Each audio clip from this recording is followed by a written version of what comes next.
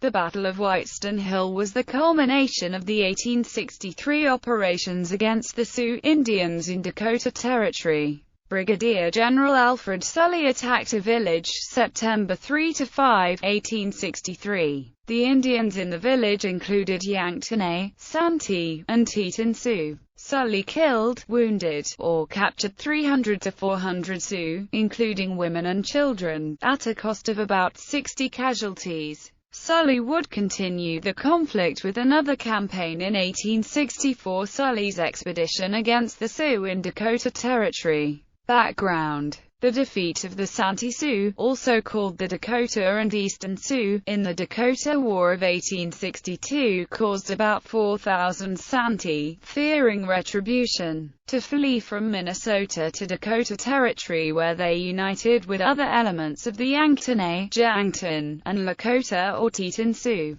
Sioux warriors continued to carry out small-scale raids on civilian and military targets in Minnesota. In mid-1863, the United States Army under General John Pope in Minnesota mounted two large military expeditions against the Sioux in eastern Dakota Territory. The objectives of the expeditions were to prevent a renewal of the 1862 war, promote white settlement in the eastern Dakotas, and protect access to the Montana goldfields via the Missouri River. Brigadier General Henry Hastings Sibley commanded one of the two prongs of the operation. He led 2,000 soldiers overland from Minnesota to the Missouri River, fighting 3 battles in July with the Sioux at Big Mound, Dead Buffalo Lake, and Stony Lake. Although he did not inflict heavy casualties, Sibley's men pushed the Sioux to the western side of the Missouri River and destroyed much of their property, including winter supplies of jerky and many of their teepees. The second prong of the operation was led by Sully, who was supposed to ascend the Missouri River with 1,200 men, rendezvous with Sibley, and crush the Sioux between the two forces. Because of low water in the river, Sully was delayed in ascending the Missouri in steamboats. When Sully arrived in the vicinity of present-day Bismarck, North Dakota in mid-August, Sibley had already returned to Minnesota. Sully's 1,200 men included the 6th Iowa Cavalry, commanded by Colonel David Wilson, the 2nd Nebraska Cavalry, commanded by Colonel Robert Furness, plus 8 mountain howitzers, scouts and a wagon train. Sully's men were armed with long-range rifles, rather than the usual cavalry carbines, which gave them a decided advantage over the Sioux, mostly armed with muskets, shotguns, and bows and arrows. Meanwhile, some of the Sioux Sibley had chased west across the Missouri River had returned to the east of the river to replenish their winter supplies of buffalo meat.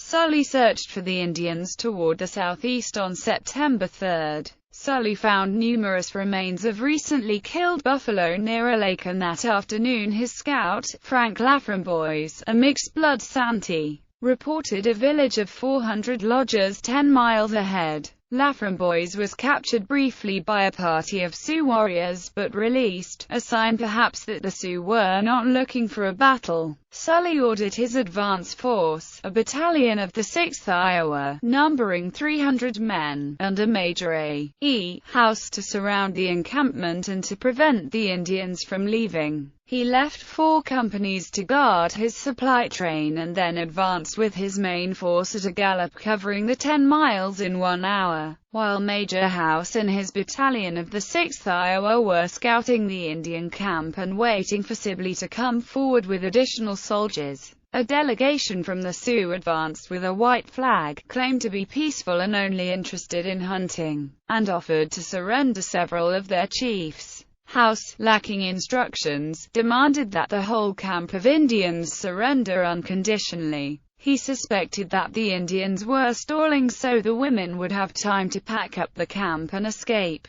House was likewise stalling until reinforcements arrived. Yanktonai, including the Cuthead Band, were probably the most populous of Sioux peoples in the encampment, which also contained Santee, Hunkpapa, and Sipasapa or Blackfoot Sioux. Sully believed the number of warriors in the encampment to be about 1,500. That seems exaggerated. 400 lodges with 5 to 10 persons per lodge would house 2,000 to 4,000 persons, including 500 to 1,000 adult males, some women, children, and aged, probably having been left behind for safety west of the Missouri River. The Sioux claimed they had 950 men in the battle. Sully arrived about 6 p.m. on the ridge overlooking a large, much dispersed Indian encampment. He estimated that only 600 to 700 of his men were present. He saw the Sioux packing up their teepees and departing, and concluded that the Indians were more inclined to flee than fight. Sully's objective was to corral the Indians, and he deployed his force to cut off their escape routes and to advance on the village. He sent Colonel Wilson and the 6th Iowa to his right flank and Colonel Furness and the 2nd Nebraska to his left to occupy several ravines which offered the Sioux an opportunity to conceal themselves from the soldiers and escape. Covered on both flanks, Sully with 3 companies and artillery advanced into the encampment without serious opposition. 2 chiefs, Little Head and Big Head, and about 150 of their followers surrendered. Because of the close quarters and chaotic nature of the battlefield, Sully was unable to use his artillery. Many of the Sioux were caught between the 6th Iowa and the 2nd Nebraska, with the Iowa soldiers advancing on foot and pushing the Sioux into the arms of the Nebraskans, who exchanged fire with the Indians at a range of only 60 yards. With darkness approaching, however, Colonel Wilson of the 6th Iowa ordered an ill-advised mounted charge with 1 battalion. However, in his haste he failed to order some of his men to load their weapons, and heavy fire from the Sioux caused the cavalry horses to bolt and the charge to break down. The battalion fell back and took up defensive positions on foot. On the left, Colonel Furness also withdrew his Nebraskans to a defensive position. Fearing friendly fire and losing control of his soldiers in the increasing darkness, the soldiers spent a harrowing night. The Indians pillaged the battlefield and scalped the dead soldiers. Squaws were screaming and wailing, and a wounded soldier screamed for help, but the soldiers thought he was a decoy to lure them out of their defenses. They found him next morning, still alive but dying from lacerations inflicted by the Indians. The Sioux escaped in the darkness. The next morning the camp was empty of Indians except for the dead and a few lost children and women. Sully sent out patrols to attempt to locate the fleeing Sioux, but they found few Indians. Sully ordered all the Indian property abandoned in the camp to be burned. This included 300 teepees and 400,000 to 500,000 pounds of dried buffalo meat, the winter supplies of the Indians, and the product of 1,000 butchered buffalo. On September 5, Sully's soldiers had another encounter with the Sioux. A patrol of 27 soldiers commanded by Lt. Charles W. Hall encountered an estimated 300 Sioux about 15 miles from Whitestone Hill. The Indians chased the soldiers back to Sibley's camp, killing 6 and wounding 1. Sully's casualties were approximately 22 killed and 38 wounded. Some probably resulted from friendly fire. No reliable estimates of Sioux killed and wounded are available, with estimates ranging from 100 to 300, including women and children. Captured Sioux totaled 156, including 32 adult males. Indian sources often call Whitestone Hill a massacre, with Sully attacking a peaceful camp and killing a large number of women and children. One of Sully's interpreters, Samuel J. Brown, a mixed-blood Sioux,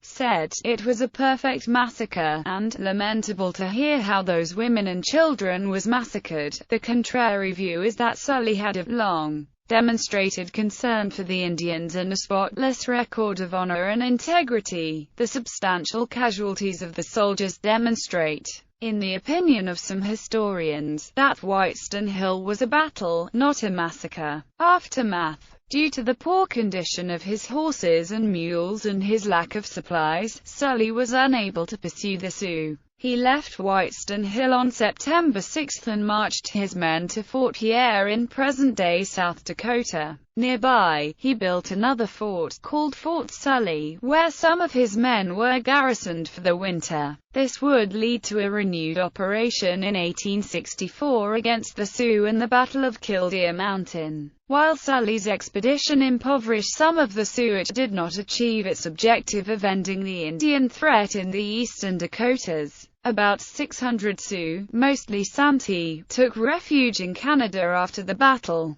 They were followed by 3,000 more in 1864. Minnesota expelled all Sioux, including those who had not participated in the Dakota War of 1862, and also expelled the friendly Winnebago. The state confiscated and sold all Sioux land in the state. Soon, only 25 Santee, steadfast friends of the whites, were allowed to live in the state. Federal units involved: District of Dakota, Brigadier General Alfred Sully, 6th Iowa Cavalry, Colonel David S. Wilson, 2nd Nebraska Cavalry, Colonel Robert W. Furness. Whitestone Hill State Historic Site. The State Historical Society of North Dakota protects a portion of the battlefield as Whitestone Hill State Historic Site. The site includes a small museum about the battle, 2 monuments, one honoring the Indian dead and a second commemorating the soldiers who died in the battle, and a picnic area. The site is open seasonally.